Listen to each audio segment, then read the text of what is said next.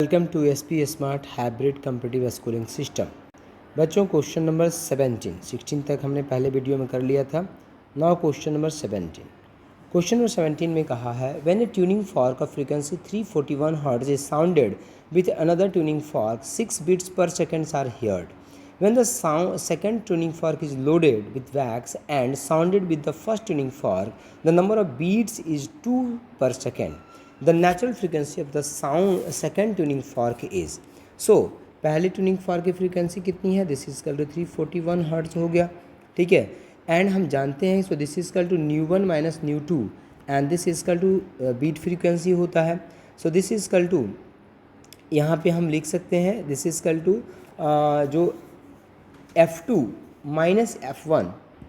तो जब tuning fork पे आप बैक्स लगा देंगे, so this is equal to F2 nu two minus nu one and this is equal to क्या हो जाएगा? न्यू पी हो जाएगा, equation number 1 and this is equation number कितना हो जाएगा? 2 ऑन बैक्स। अगर आप बैक्स लगा देते हैं बेटा, तो जो बीट फ्रीक्वेंसी होता है वो क्या करता है? डिक्रीज करेगा। एंड F1 इसका टू कितना गिवन है? दिस इज 341 कितना है? हर्ट्ज है। सो अगर इक्वेशन 2 को हम देखें तो F2 जो होगा वो क्या करेगा? डिक्रीज करेगा। F2 क्या करेगा? डिक्रीज करेगा, ठीक है।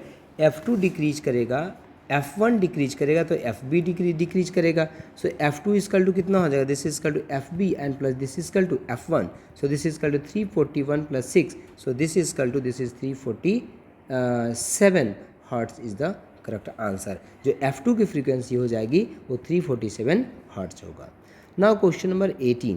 क्वेश्चन नंबर 18 में कहा है यहाँ पे आपसे, ए charge particle of mass m charge q is taken from point A to point B in uniform electric field E as shown in the figure. If the work done of electrostatic force in path 1, 2, 3 are W1, W2, W3 respectively, choose the correct option. सो हम जानते हैं electrostatic force है, gravitational force है, ये सब क्या conservative in nature है। सो conservative nature जो है वो इनिशियल एंड फाइनल पॉइंट पे उसका वर्क डन डिपेंड करता है, पाथ पे डिपेंड नहीं करता है। So work done W is equal to work done W2 is equal to work done W3, ये सारे वर्क डन जो होंगे वो क्या होंगे? इक्वल होंगे। First part is the correct answer. Now question number 19। Question number 19 को अगर हम देखें तो क्वेश्चन नंबर 19 में कहा यहाँ पे कि in a certain region of space variation of potential with distance from the origin be move along X axis is given I. V की वैल्यू आपको गिवन है, this is equal to 8x² plus कितना है? 2 given है। The magnitude of electric field, हम जानते हैं electric field is equal to this is minus D upon कितना होता है? dx होता है। So E is equal to this is minus D upon dx करोगे तो माइनस 16x आ जाएगा। कहाँ पे? एट कहाँ पे? -4 और 0 पे, मतलब x की वैल्यू कितनी है? -4। So electric field is equal to -16 is equal -4, so this is 64 volt per metre. This is the correct answer. Now question number 20। Question number 20 को अगर हम देखें यहाँ पे तो क्वेश्चन नंबर 20 में कहा है यहाँ पे कि the potential difference across the terminals of a battery is 50 volt when 11 ampere are drawn and 60 volt when 11 ampere are drawn and 60 volt when 1 ampere is drawn. The EMF and internal resistance of the battery are. EMF और internal resistance जो battery का होगा कितना हो जाएगा? So this is E and EMF E is equal to this is V1 and plus this is equal to I1 into कितना हो जाएगा? R हो जाएगा। So this is equal to E is equal to this is equal to 50 and plus कितना हो जाएगा? This is equal to 1 into कितना हो जाएगा? 11 ना, 11 गिवन है ना यहाँ पे 11। So this is 11 into कितना हो जाएगा? R हो जाएगा। इन सेकेंड केस क्या कहा है? सेकेंड केस में कहा है फिर से वही formula E is equal to 60 plus कितना? 60 plus this is equal to I into R। So E is equal to हो जाएगा this is 60 and plus this is equal to कितना हो जाएगा? प्लस R हो जाएगा। सो अगर इन दोनों को सॉल्व करें हम यहाँ पे तो R इजकल टू जो दोनों को सॉल्व करने के बाद कितना आ जाएगा? 1 ओम आ जाएगा। So E is equal to this is 60 plus 1, so this is equal to 61 क्या आ जाएगा? Volt. This is the correct answer. Now question number 21। Question number 21 को देखें तो proton, deuteron and alpha particle are accelerated through the same potential difference and they then enter the normal uniform electric magnetic field. The ratio of their kinetic energy is, जो उनका ratio होगा kinetic energy का उसकी value कितनी हो जाएगी? सो energy of proton, kinetic energy of proton and kinetic energy of electron. जो kinetic energy जो होता है बेटा, काइनेटिक एनर्जी इक्वल टू कितना होता है, ई इंटू वी होता है। ई इंटू वी मतलब कितना हो जाएगा, दिस इज क्यू इंटू कितना हो जाएगा, वी हो जाएगा। सो जो एनर्जी होगा बेटा, एनर्जी डायरेक्टली प्रोपोर्शनल टू कितना हो जाता है, चार्ज। सो अगर वी अगर कांस्टेंट होता है बेटा तो एनर्जी जो होता है चार्ज पर डिपेंड करेगा। So energy of proton is to energy of आपका deuteron and energy of third is the deuteron and alpha equal to, this is equal to 1:1 कितना हो जाएगा, 2। This is the correct answer. 1:1 क्या हो जाएगा यहाँ पे, 2 हो जाएगा। 1:1:2, this is the correct answer. Now question number 22। अगर क्वेश्चन नंबर 22 को हम सॉल्व करें तो क्वेश्चन नंबर 22 ये कहता है आपसे कि एक यहाँ पे देख रहे हैं डायग्राम गिवन है, the charge 1, 2, 3 are moving in uniform transverse magnetic field, then part 1 positive and part 3 negative. कौन सा पॉजिटिव होगा, कौन सा नेगेटिव होगा, ये आपसे यहाँ पे पूछ रहा है। ठीक है, तो अगर हम देखें तो F इक्वल टू कितना होता है, so F equal to Q and this is V cross B होता है। फोर्स की अगर बात करें हम तो F equal to Q V cross B होता है। 1 जो होगा बेटा वो किसके लिए होगा, पॉजिटिव के लिए होगा। एंड 2 जो होगा बेटा न्यूट्रल है, क्योंकि उसमें कोई क्योंकि हम जानते हैं किसी भी यूनिफॉर्म मैग्नेटिक फील्ड में अगर कोई चार्ज पार्टिकल अगर v वेलोसिटी से परपेंडिकुलरली एंटर करता है तो पाथ सर्कुलर होता है। और पाथ ऐसा होता है बेटा अगर चार्ज पार्टिकल पॉजिटिव होता है, और पाथ ऐसा होता है जब, क्योंकि फोर्स पे डिपेंड करेगा सारा का सारा, ठीक है, तो पाथ ऐसा होता है जब पार्टिकल क्या है, नेगेटिव है, और ये ऐसे चला जाएगा, इसका मतलब ये क्या है, यहाँ पे न्यूट्रल है बेटा। सो अगर इसका आंसर हम देखें तो first part is the correct answer. Now question number 23। अगर क्वेश्चन नंबर 23 को हम देखें यहाँ पे तो क्वेश्चन नंबर 23 में कहा है आपसे कि an electric current passes through a long straight wire at a distance of 5 centimetre from the wire, the magnetic field is B, the field at 20 centimetre from the wire is. ये तो बहुत आसान है, बी इक्वल टू हम जानते हैं long wire के कारण म्यू नॉट आई अपॉन कितना होता है, दिस इक्वल टू 2r होता है। So B is inversely proportional to कितना हो गया, distance, so this is equal to b1 upon b2 and this is equal to r2 upon कितना हो जाएगा, r1 हो जाएगा। So this is equal to b1 upon b2 and this is equal to 20 upon 5, so this is equal to 4, so this is equal to b2 equal to हो जाएगा 4 into कितना हो जाएगा, b1। This is the correct answer. Now question number 24। अगर question number 24 को हम देखें तो क्वेश्चन नंबर 24 में कहा है bar magnet of magnetic moment m is bent in the form of a quadrant of circular r, the new magnetic moment is. जो new magnetic moment होगा वो क्या हो जाएगा, ठीक है, तो जो न्यू मैग्नेटिक मोमेंट होगा, so this is equal to m equal to m into कितना हो जाएगा, l, so this is equal to m dash equal to हो जाएगा m रूट अंडर कितना हो जाएगा 2 इंटू r। क्योंकि देखो अगर ये वायर था तुम्हारा, इसका लेंथ कितना था l, आपने इसको क्या कर दिया in form of quadrant of a circular arc, a bar magnet और magnetic moment m is bent in the form of a quadrant, तो क्वाड्रेंट इसको इस तरह से आप बना रहे हो, ठीक है, इस तरह से आप इसको बना रहे हो। यहाँ पे एंगल कितना हो जाएगा, दिस इक्वल टू 90 डिग्री हो जाएगा। ये लेंथ कितना था l, तो this equal to m dash equal to m root under कितना हो जाएगा r and l equal to कितना हो जाएगा, this equal to pi r upon 2। So इसकी वैल्यू जब पुट करेंगे बेटा यहाँ पे, तो this is m dash equal to हो जाएगा m root under 2 into r, और r इक्वल टू कितना हो जाएगा, दिस इक्वल टू 12 अपॉन कितना हो जाएगा, पाई हो जाएगा। सो इसको जब सॉल्व करेंगे, so this is m dash और m dash equal to this equal to 2 root 2 and divided by कितना हो जाएगा, पाई इंटू कितना हो जाएगा m। This is the correct answer. So question number 24 complete हो गया। Now question number 25। अगर क्वेश्चन नंबर 25 को हम देखें तो इसमें कहा है rod of length 2 metre slides with a speed of 5 metre पर second on a rectangular conducting frame as shown in the figure, there exist a uniform magnetic field of 0.04 tesla perpendicular to the plane of the figure, if the resistance of the rod is 3 ohm, the current through the rod is. जो current होगा through the rod उसकी value कितनी यहाँ पे हो जाएगी। सो हम लोग जानते हैं बेटा, सो बेटा ये डायग्राम आपको दिख रहा है, यहाँ पे मैग्नेटिक फील्ड है, रॉड है, लेंथ है, सब चीज़ गिवन है। हम जानते हैं अगर किसी मैग्नेटिक फील्ड में अगर कोई रॉड v वेलोसिटी से अगर मूव करता है बेटा तो EMF E equal to VBL होता है। हमने लगा दिया VBL, so this is equal to 0.4 volt आ गया। एंड व्हाट इज I, तो I equal to E upon R, resistance equal to 0.3 given था, डिवाइड किया तो 133 मिली एम्पियर इसका वैल्यू यहाँ पे आया है। Now question number 26। Question number 26 में कहा है the potential difference V and the current circuit current I flowing through the electrical instrument in an AC circuit are given as V equal to 5 sin omega t, I equal to 2 cos omega t। So आपसे पूछा है power dissipated, तो हम जानते हैं बेटा power तो question number this is equal to 26। तो power average and power average is equal to होता है this is equal to V R M S into this is equal to I R M S. तो power and this is average is equal to what is V R M S और I R M S. So this is equal to 5/√2 into this is equal to 2 कितना हो जाएगा √2। सो इसको जब solve करेंगे बेटा, so this is 10 कितना हो जाएगा 2। सो दिस इज 5 कितना हो जाएगा watt, and this is the correct answer. Now question number 27। Question number 27 में अगर देखें तो मैच द फॉलोइंग है, magnifying power, simple microscope and normal adjustment magnifying power. तो देखो बेटा, इसमें जो फर्स्ट पार्ट है इसका मैग्नीफाइंग पावर जो हो जाएगा कितना होता है D/F ही होता है। जो सेकंड पार्ट है इसका जो मैग्नीफाइंग पावर होता है बेटा वो 1 + D/F होता है।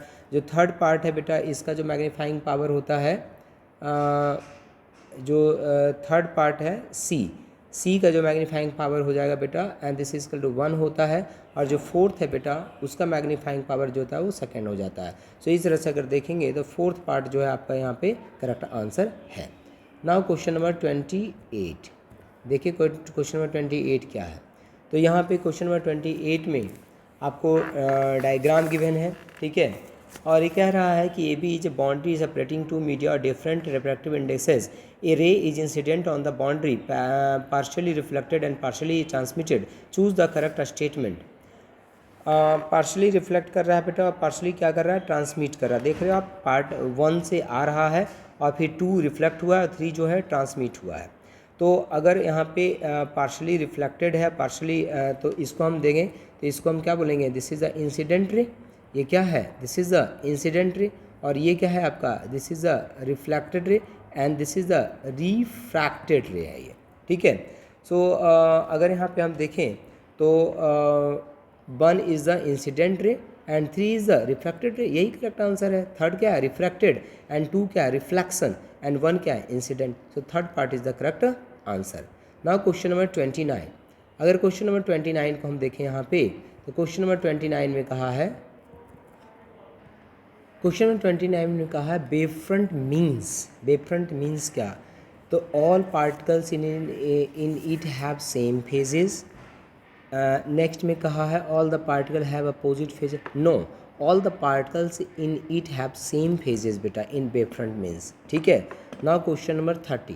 क्वेश्चन नंबर 30 में कहा है कि if the threshold wavelength of a light for photography, if the threshold wavelength of light of photo electric effect from sodium surface is 6800 angstrom, then the work function of sodium is। Work function पूछा है, हम लोग जानते हैं work function and this is to Hc/, कितना होता है lambda naught होता है। वैल्यू पुट कीजिए यहाँ पे, सब जब वैल्यू पुट करेंगे Hc की H is to 6.63 × 10⁻34, C is to 3 × 10⁸ and wavelength is to आपका हो जाएगा 6800, ठीक है। 68 कितना है 00 एंगस्ट्रम, ठीक है। तो एंगस्ट्रम जो है बेटा इसको मीटर में कन्वर्ट करने के लिए हम जानते हैं कि 1 एंगस्ट्रम इसका 10⁻10 कितना होता है मीटर, और इलेक्ट्रॉन वोल्ट में कन्वर्ट करने के लिए आपको 1.6 × 10⁻16 से इसको डिवाइड करना पड़ेगा। सो फाइनली जो आपकी वैल्यू यहाँ पे या आप सीधे लगा दो 1242 electron volt nanometre and divided by this is to 6800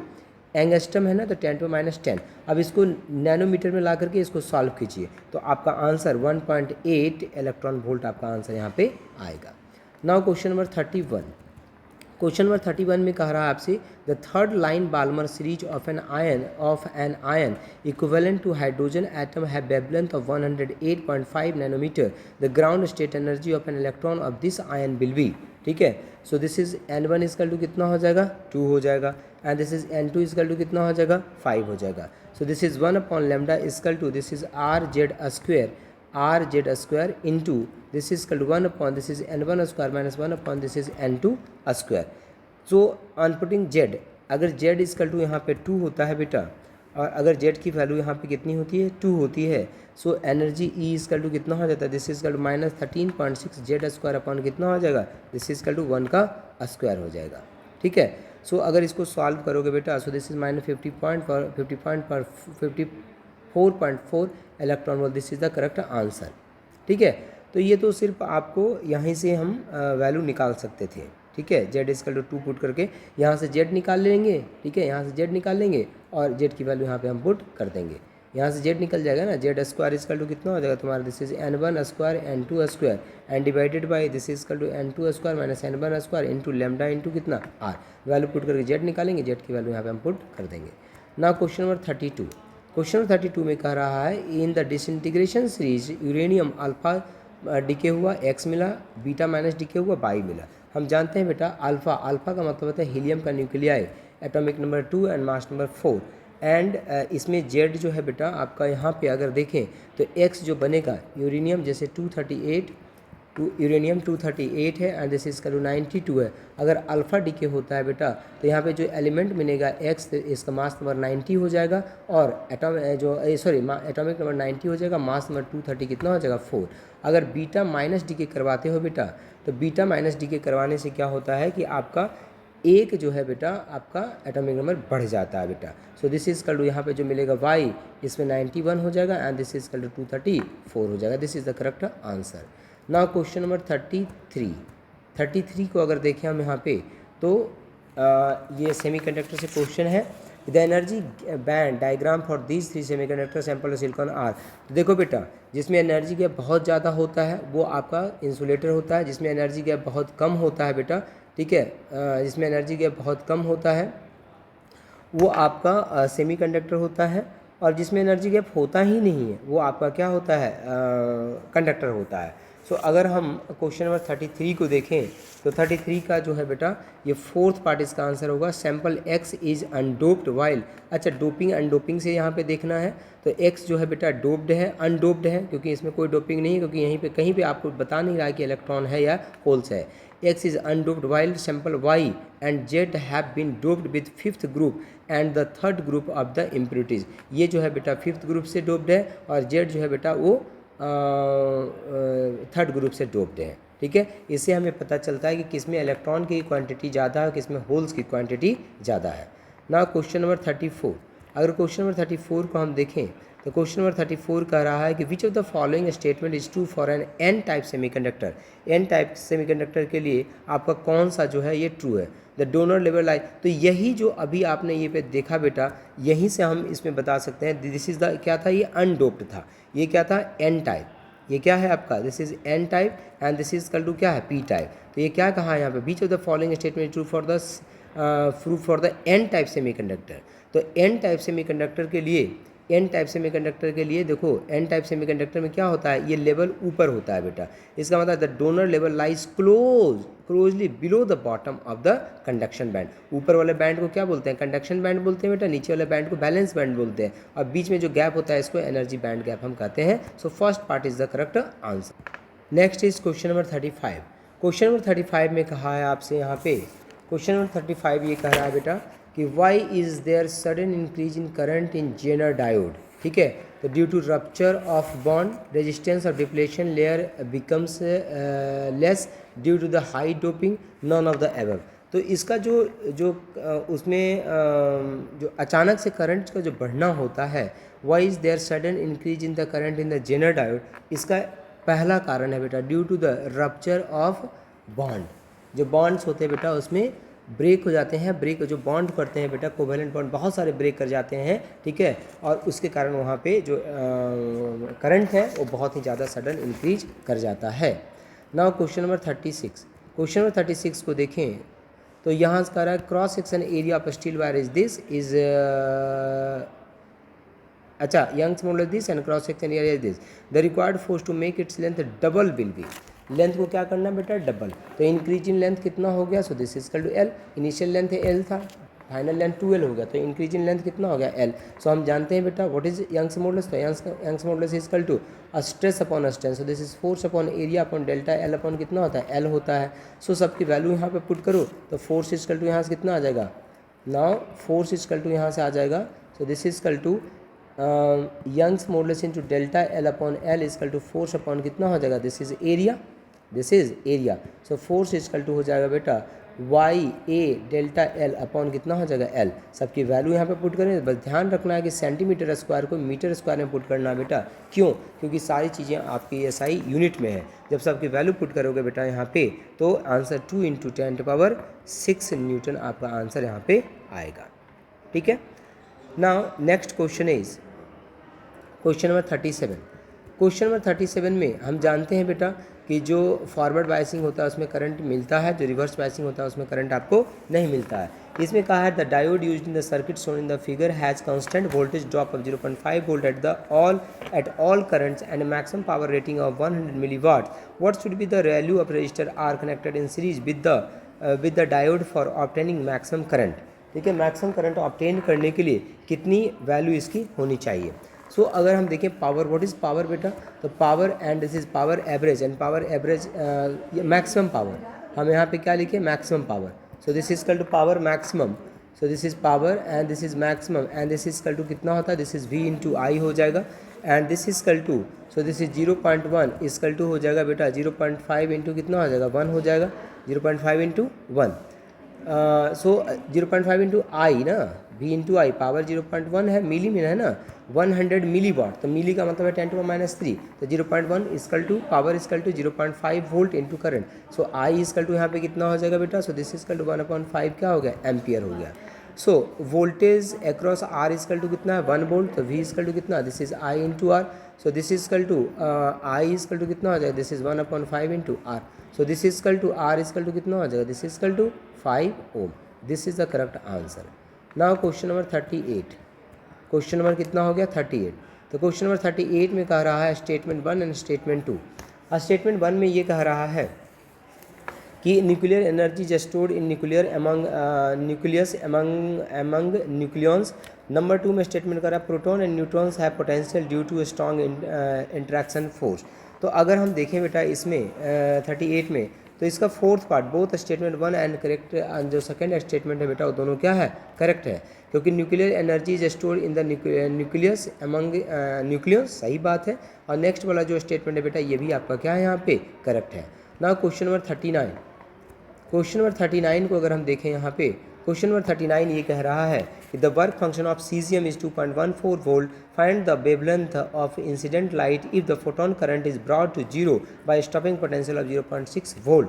सो अगर इसको हम सॉल्व करें बेटा, सो स्टॉपिंग पोटेंशियल जो है बेटा, जो वर्क फंक्शन है this is equal to 2.14 electron कितना है वोल्ट, जो वैल्यू गिवन है वर्क फंक्शन का। के मैक्स इक्वल टू कितना होता है बेटा, so this is equal to E into कितना होता है V0 होता है। एंड जो एनर्जी होती है बेटा, जो टोटल एनर्जी होती है, total energy equal to work function plus कितना होता है काइनेटिक एनर्जी होता है। सो यहाँ से जब वैल्यू हम पुट करेंगे तो एनर्जी इक्वल टू कितना, this is Hc/λ, so this equal to work function कितना 2.14 electron volt and plus K max equal to कितना, दिस इज 0.6 इंटू उसकी चार्ज ई। सो अगर इसको सॉल्व करोगे बेटा तो लैम्डा इक्वल टू जो है आपका यहाँ से आंसर जो है lambda equal to 454, this equal to nanometre आपका आंसर यहाँ पे आएगा। इलेक्ट्रॉन की वैल्यू पुट करें यहाँ पे Hc1242 इलेक्ट्रॉन वोल्ट नैनोमीटर होता है, उसकी वैल्यू पुट करें। Question number 40। क्वेश्चन नंबर 40 में यहाँ पे कहा है कि ये bubble in glass mu equal to 1.5 when viewed from one side appears at 5 centimetre and 2 centimetre from the other side, then the thickness is.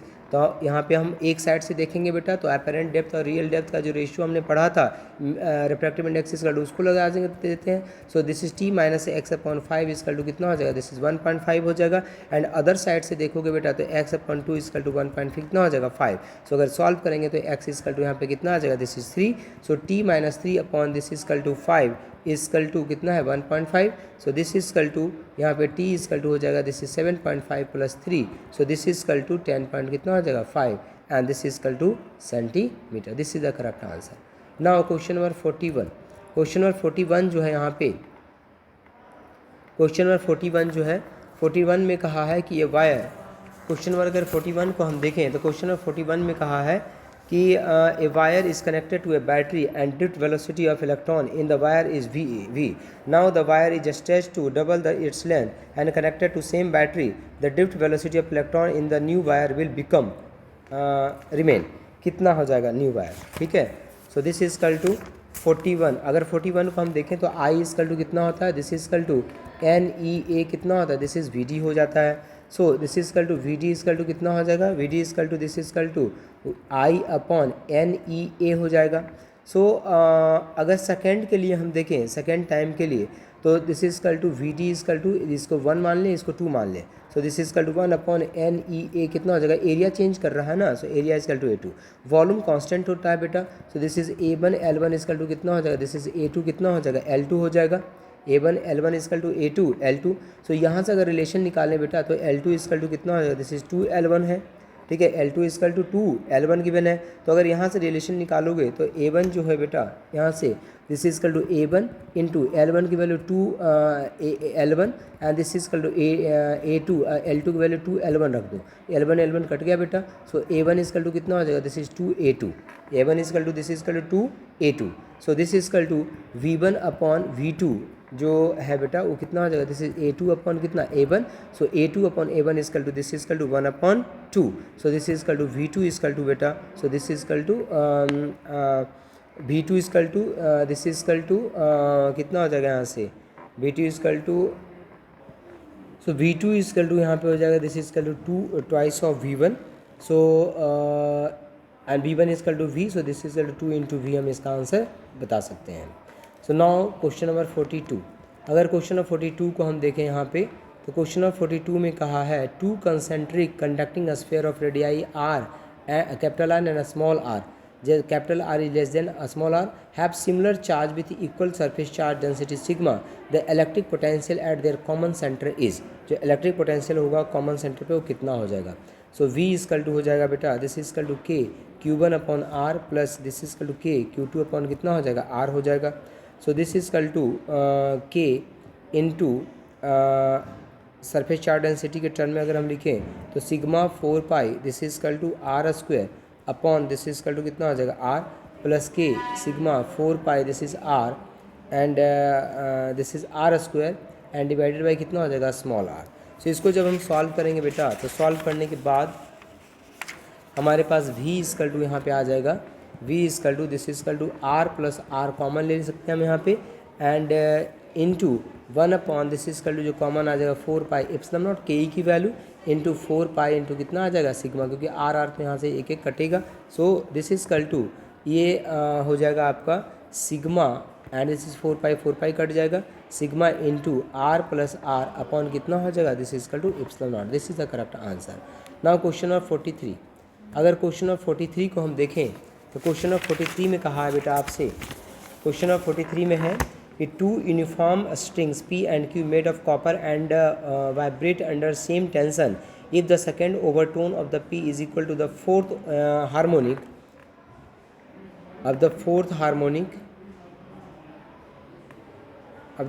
Harmonic of Q and if the radius of P is twice that of R, the ratio of length of the string is, जो length of string है उसका ratio आपसे।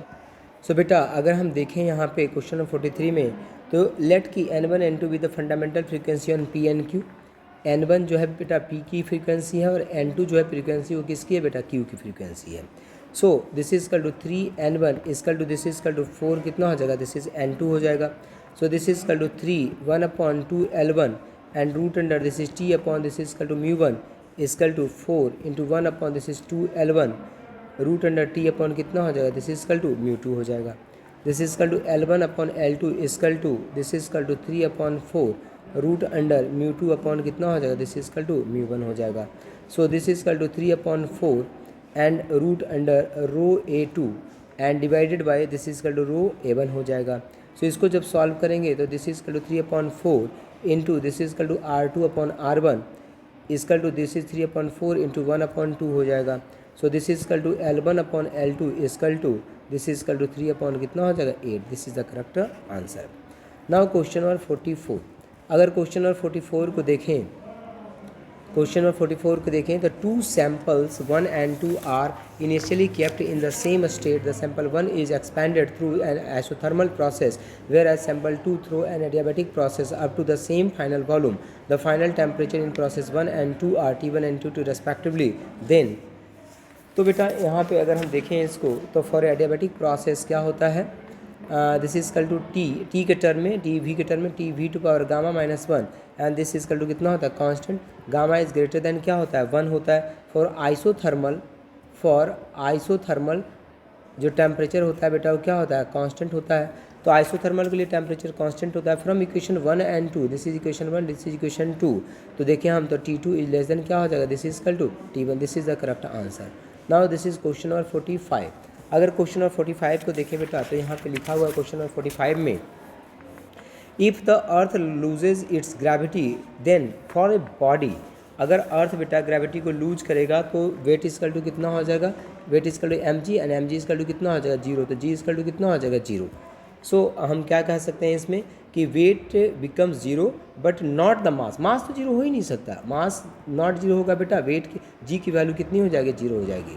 Question number 46, अगर question number 46 को देखें तो कहा है, a body falling vertically downward under gravity breaks in two parts of the unequal masses, the centre of mass of the two parts taken together, the centre of mass of the two parts taken together, तो क्या हो जाएगा बेटा, अगर हम देखें यहाँ पे तो जो फोर्स है क्या कहा है कि if a body falling vertically downward under gravity breaks in two parts of unequal masses, ठीक है, दो पार्ट्स में ब्रेक करता है अनइक्वल मासेज में, the centre of mass of the two parts taken together, ठीक है, so shift horizontally towards heavier pieces, shift horizontally towards lighter pieces, don't shift horizontally, तो ये बेटा जो shift horizontally if the initial speed is 0, तो देखो horizontal direction में तो बेटा शिफ्ट करेगा ही नहीं, क्यों, क्योंकि हॉरिजेंटल डायरेक्शन में कोई आपका फोर्स है ही नहीं, जो भी फोर्स है बेटा वो क्या है आपका वाई डायरेक्शन में है, क्योंकि वाई डायरेक्शन में फोर्स नॉट इक्वल टू 0 है, एफ डायरेक्शन में फोर्स की वैल्यू 0 है, तो इसका करेक्ट ऑप्शन क्या है, थर्ड,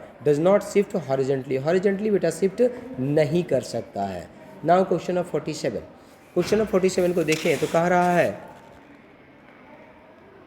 क्वेश्चन ऑफ 47 में यहाँ पे कहा है कि a body is subjected to a conservative force given by F is equal to b minus 2ax where a and b are constant, then the body is natural equilibrium. तो हम जानते हैं बेटा कि जो बॉडी अगर स्टेबल इक्विलिब्रियम में है, अगर बॉडी आपका स्टेबल इक्विलिब्रियम में है तो ए जो होना चाहिए बेटा वो क्या होना चाहिए, पॉजिटिव होना चाहिए, ठीक है, क्योंकि जो सबसे पहले तो अगर स्टेबल इक्विलिब्रियम की हम बात करें तो फोर्स इक्वल टू वहाँ पे 0 होता है, ठीक है, और जो फोर्स होता है बेटा, जो फोर्स होता है और जो उसमें ए होगा यहाँ पे, ठीक है, मतलब एक्स जो होगा, फोर्स और एक्स दोनों क्या होता है, अपोजिट होता है, मतलब एंटी पैरेलल होता है बेटा, तो अगर ए पॉजिटिव होगा बेटा तो b माइनस 2x की वैल्यू जो है आपका वो नेगेटिव आने के चांसेस हैं, तो यहाँ पे हम कह सकते हैं कि ये स्टेबल इक्विलिब्रियम में है, ठीक है। तो ये पूछा है, देखो इसी में पूछा है कि ए पॉजिटिव होगा नेगेटिव होगा, तो 47 का जो है बेटा वो fourth part, the body is in stable equilibrium if A is positive. Now question number 48, question number 48 को अगर हम देखें बेटा तो 48 में कहा है यहाँ पे, 48 में कहा विच of the following is not one of the 7 fundamental SI unit, Henry, ampere, mole, candela. सबको पता है बेटा कि हेनरी जो है वो फंडामेंटल नहीं है, कैंडेला फंडामेंटल यूनिट है इंटेंसिटी का, एम्पियर करंट का, और अमाउंट ऑफ सब्सटेंस का mole, so henry is the correct answer, henry is not the fundamental SI unit. Now next is question number 49, 49 में कहा है आपसे कि a cyclist moving on a circular track of radius 20 metre complete half revolution in 20 second, average velocities, velocity पूछा बेटा, so average velocity is equal to बेटा v average, and v average is equal to, this is question number 49, question number क्या है ये 49, तो average velocity and this average velocity is equal to हो जाएगा v average and v average is equal to हो जाएगा बेटा displacement upon time, so displacement कितना हो जाएगा 2r अपॉन टाइम कितना हो जाएगा t, so this is equal to 2 into 20 upon this is equal to time is equal to 20, so this is 2 metre पर second, this is the correct answer. Now question number 50, अगर question number 50 को हम देखें यहाँ पे तो दो masses है बेटा, यहाँ पे 5 kg और यहाँ पे कितना है 10 kg, तो वेट कितना हो जाएगा, दिस इज इक्वल टू, अगर हम यहाँ पे बनाएं इसको सॉल्व करें तो ये मास है और ये है 10 kg बेटा, तो ये 5g हो जाएगा यहाँ पे, और यहाँ पे कितना हो जाएगा, this is 10g, string same है बेटा, टेंशन सेम होगा, लेट अज्यूम कर लें कि 10 kg वाला ब्लॉक नीचे जाएगा तो 5 kg वाला ब्लॉक कहाँ जाएगा, ऊपर जाएगा। आपसे पूछा what will be the acceleration, so equation बनाए बेटा, तो पहले वाले 5 kg के लिए इक्वेशन क्या हो जाएगा, ऊपर जा रहा है तो t minus this is 5g is equal to mass into acceleration, 10 kg के लिए इक्वेशन हो जाएगा बेटा, so 10g minus tension is equal to mass into acceleration, tension tension cut गया बेटा, so this is equal to 5g is equal to हो जाएगा 15a, so a is equal to this 5g upon कितना हो जाएगा 15, सो 5 दिया 15, so acceleration is equal to g upon कितना हो जाएगा 3। This is the correct answer.